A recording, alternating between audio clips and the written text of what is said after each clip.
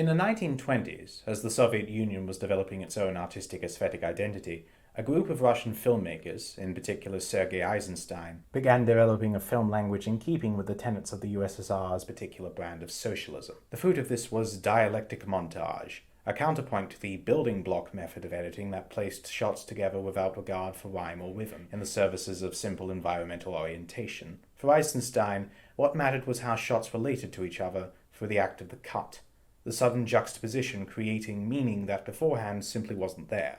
Eisenstein wanted three separate elements: the shot, the emotions and abstract ideas created by the shot, and the cut to the next shot, to consume each other to create a singular organism that would itself be part of the greater whole of the spectator's emotional journey through the entire film.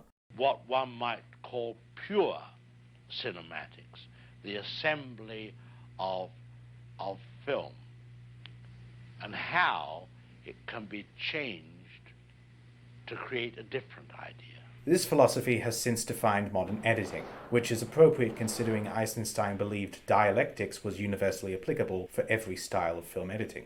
The noted director considered the craft of dialectic editing to be divisible into 5 categories: metric, rhythmic, tonal, overtonal, and intellectual. Metric montage is juxtaposition, hereafter what I'll just call cutting, to exact predetermined measurements regardless of the content of the shot.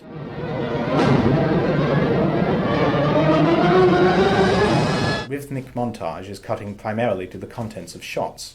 It is essentially continuity editing. Tonal montage is cutting based on the emotional tone of a shot. It is highly subjective, but it is generally understood to be the process of matching shots with similar moods. Mood being similarities in lighting, textures, shot type, and blocking.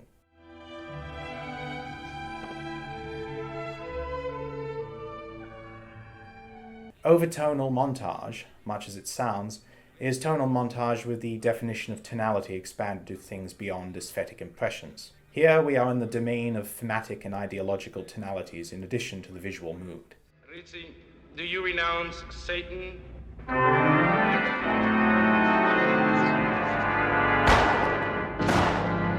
do renounce him.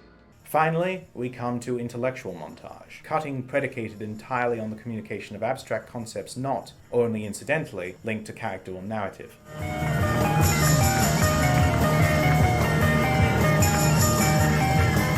These are very informative categories, but it should be remembered that they were conceived in an age where sound was not integrated into the image. Many of his films, Eisenstein that is, were created with the idea that the accompanying live soundtrack would be reconceived every 20 years. However, I propose that dialectic editing, despite the assumptions upon which the theory was formed, can be just as applicable to a juxtaposition between a film's soundscape and a film's cutting as between a film's cinematography and a film's cutting. To demonstrate this, I will focus on how a particular type of sequence, through the primary juxtaposing of music and the cut, achieves the effect of an emotional journey. Furthermore, I will show how this type of sequence can be achieved through every type of dialectic editing outlined by Eisenstein. I call this sequence a crescendo montage.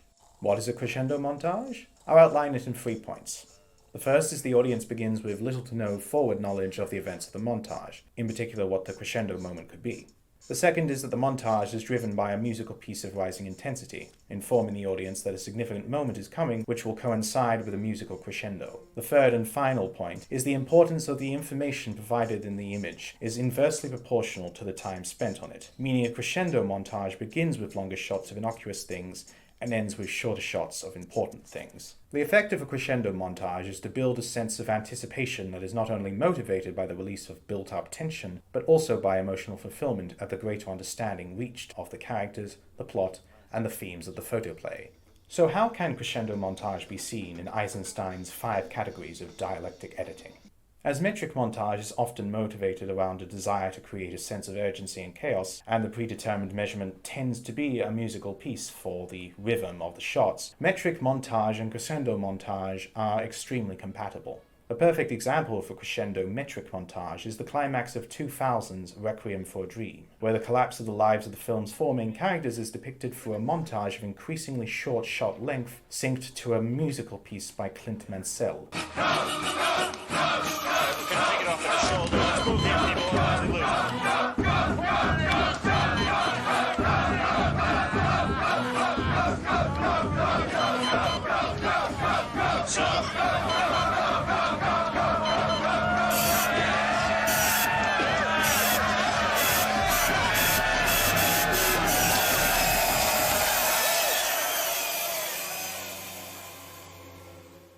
It is only after the montage is over that we understand the status of each character, but the intensity of the montage, combined with the narrative suspense of waiting to see what has happened to our protagonists, places us firmly in their shattered emotional psyches. Rhythmic montage is the most incompatible with crescendo montage because of how deeply ingrained continuity is with the image itself. However, I would argue that continuity is not so much about the image as the diegesis.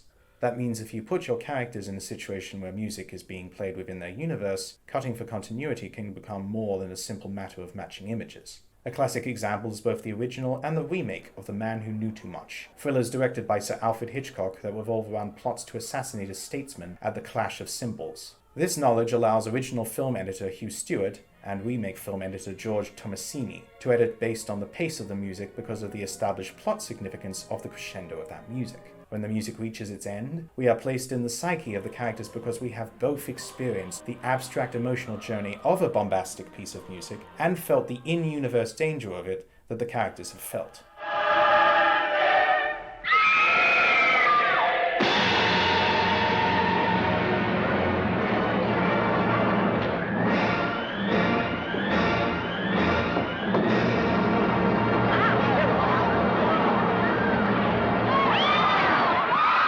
For crescendo montage, tonal montage takes form through the use of sound effects and the way they can be both echoed between shots and incorporated into the diegesis. A magnificent example is the orgasm montage from 1991's Delicatessen, where the residents of a post-apocalyptic apartment complex find their actions in sync with the sounds of a squeaking bed. The squeaking is the result of a couple having sex, meaning the tempo of the squeaking increases as the couple approaches climax. This leads to the neighbors speeding up their actions and creating rhythm with a squeaky bed. Everything blends as the shot length gets shorter,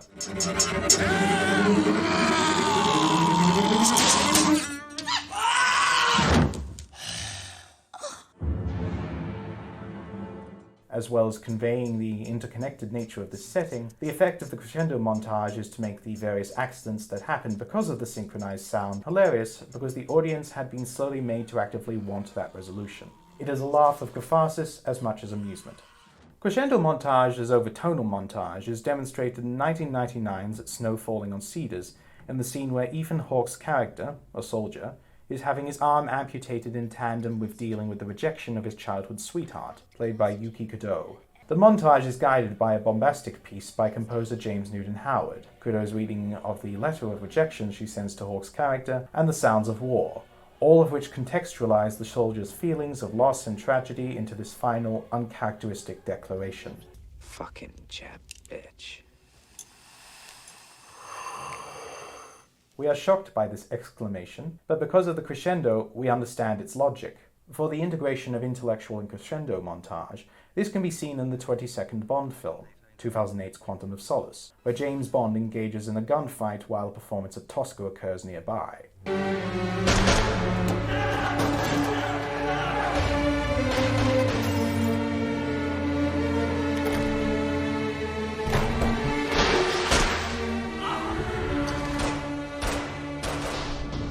The rapid metric-style cutting between muted gunfire and the muted, staged screams of the performers in Tosca acts as a type of wry parody of the performative nature of the action scene.